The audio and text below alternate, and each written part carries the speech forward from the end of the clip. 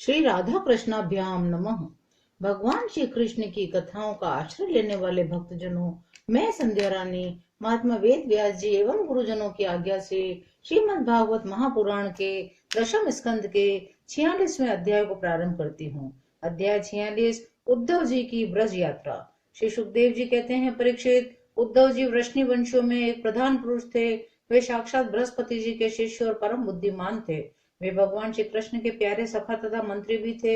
एक दिन शरणागतों के सारे दुख हर लेने वाले भगवान श्री कृष्ण ने अपने प्रिय भक्त और एकांत प्रेमी उद्धव जी का हाथ अपने हाथ में लेकर कहा, सौम्य स्वभाव उद्धव, तुम ब्रज में जाओ।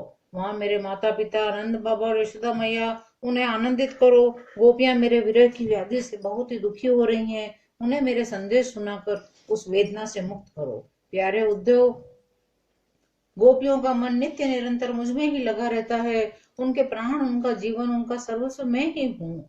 मेरा ये व्रत है कि जो लोग मेरे लिए लौकिक और पारलौकिक धर्म को छोड़ देते हैं, उनका भरण पोषण मैं स्वयं करता हूँ। मेरी गोपियां, मेरी प्रेयसियां इस समय बड़े ही कष्ट और यत्न से अपने प्राणों को किसी प्रकार रख रही हैं। मैंने उनसे कहा था कि मैं आऊंगा, वही उनके जीवन का आधार है। उद्धव, और तो क्या कहूँ, मैं ही उनकी आत्मा हूँ। वे नित्य निरंतर मुझमें ही तन्मय रहती हैं। श्री सुखदेव जी कहते हैं, परीक्षित, जब भगवान श्री कृष्ण ने यह बात कही, तब उद्धव जी बड़े आदर से अपने स्वामी का संदेश लेकर रथ पर सवार हुए और नंद गांव के लिए चल पड़े। परम सुंदर उद्धव जी सूर्यास्त के समय नंद बाबा के ब्रज में पहुंचे। जब भगवान श्री कृष्ण के प्यारे अनुचर उद्धव जी ब्रज में आए, तब उनसे मिलकर नंद बाबा बहुत ही प्रसन्न हुए। उन्होंने उद्धव जी को गला लगाकर उनका वैसे ही सम्मान किया मानो स्वयं भगवान श्री कृष्ण ही आ गए हों। समय पर उत्तम अन्न का भोजन कराया। जब वे आराम से पलंग पर बैठ गए, सेवकों ने पांव दबाकर पंखा झलकर उनकी थकावट दूर की। तब नंद बाबा ने उनसे पूछा, परम भाग्यवान उद्धव जी, अब हमारे सखा वसुदेव जी जेल से छूट गए। उनके आत्मीय स्वजन तथा पुत्र आदि उनके साथ हैं। इस समय वे सब कुशल से तो है ना? अच्छा उद्धव जी, श्री कृष्ण क्या कभी हम लोगों की याद करते हैं? यह उनकी माँ है, स्वजन संबंधी है, सखा है, गोप है। उन्हीं को अपना स्वामी और सर्वस्व मानने वाला ये ब्रज है। उन्हीं की गोए हैं वृंदावन और ये गिरिराज है। क्या वे कभी इनका स्मरण करते हैं? आप यह तो बताइए, हमारे गोविंद अपने सूरदेव बांधवों को देखने के लिए एक बार भी यहाँ आएंगे क्या? यदि वे यहाँ आ जाते तो हम उनकी वही सुघड़ नासिका, उनका मधुर हास्य, मनोहर चितवन से युक्त मुख कमल देख तो लेते। उद्धव जी, श्री कृष्ण का हृदय उदार है, उनकी शक्ति अनंत है। उन्होंने दावानल से, आंधी पानी से, वृषासुर से, अजगर आदि अनेकों मृत्यु के निमित्तों से, जिन्हें टालने का कोई उपाय न था, एक बार नहीं अनेक बार हमारी रक्षा की है। इसमें संदेह नहीं। मैं श्री कृष्ण और बलराम को देव शिरोमणि मानता हूँ। मैं यह भी मानता हूँ वे देवताओं का कोई बहुत बड़ा प्रयोजन सिद्ध करने के लिए यहाँ आए हुए थे। स्वयं भगवान गर्गाचार्य जी ने भी मुझसे ऐसा ही कहा था। वैसे सिंह बिना किसी परिश्रम के पशुओं को मार डालता है, वैसे ही उन्होंने खेल खेल में ही 10,000 हाथियों का बल रखने वाले कंस, उसके दोनों अजय पहलवानों, महान शक्तिशाली गजराज कुबलिया पीड़ को मार डाला। यही सबके देखते देखते खेल खेल में उन्होंने प्रलम, धेनुक, अरिष्ट, तृणावत, बक आदि बड़े बड़े दैत्यों को मार डाला, जिन्होंने समस्त देवता और असुरों पर विजय प्राप्त कर ली थी। श्री सुखदेव जी कहते हैं, परीक्षित, नंद बाबा का हृदय यूं ही भगवान श्री कृष्ण के अनुराग रंग में रंगा हुआ था। जब इस प्रकार वे उनकी लीलाओं का एक एक करके स्मरण करने लगे, तब तो उनमें प्रेम की बाढ़ ही आ गई। वे विहल हो गए। मिलने की अत्यंत उत्कंठा होने के कारण उनका गला रुंध गया। वे चुप हो गए। यशोदा रानी भी वहीं बैठकर नंद बाबा की बातें सुन रही थी। श्री कृष्ण की एक एक लीला सुनकर उनके नेत्रों से आंसू बहते जाते थे। पुत्र स्नेह की बाढ़ से उनके स्तनों पे दूध की धारा बहती जाती थी। उद्धव जी ने कहा, हे मानद, इसमें संदेह नहीं, आप दोनों समस्त शरीरधारियों में अत्यंत भाग्यवान हैं, सराहना करने योग्य हैं।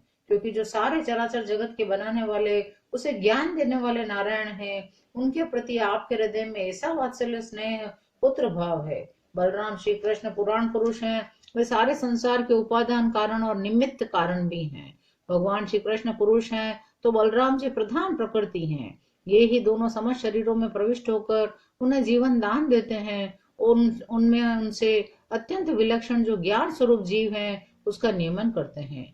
जो जीव मृत्यु के समय अपने शुद्ध मन को एक क्षण के लिए भी उनमें लगा देता है, वह समस्त कर्म वासनाओं को धो बहाता है। शीघ्र ही सूर्य के समान तेजस्वी तथा ब्रह्ममय होकर परम गति को प्राप्त होता है।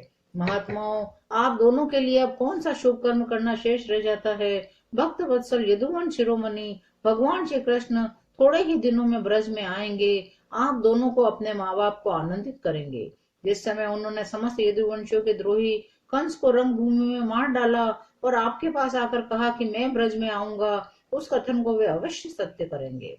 नंद बाबा, माता यशोदा जी, आप दोनों परम भाग्यशाली हैं, खेद न करें। आप श्री कृष्ण को अपने पास ही देखेंगे, क्योंकि जैसे काष्ठ में अग्नि सदा ही व्यापक रूप से रहती है, वैसे ही वे समस्त प्राणियों के हृदय में सर्वदा विराजमान रहते हैं। एक शरीर के प्रति अभिमान न होने के कारण न तो कोई उनका प्रिय है न तो अप्रिय। वे सब में और सबके प्रति समान है, इसलिए उनकी दृष्टि में न तो कोई उत्तम है न तो कोई अधम।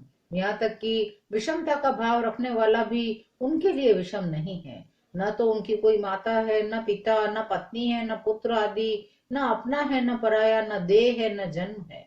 इस लोक में उनका कोई कर्म नहीं है, फिर भी वे साधुओं के परित्राण के लिए, लीला करने के लिए देवादि सात्विक, मत्स्यादि तामस, मनुष्य आदि मिश्र योनियों में शरीर धारण करते हैं।